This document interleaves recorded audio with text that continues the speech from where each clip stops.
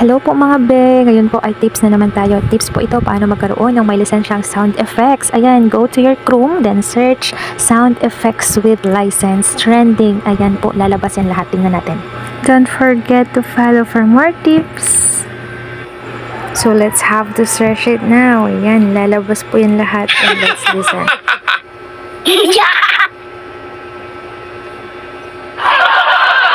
Yun lang mga be.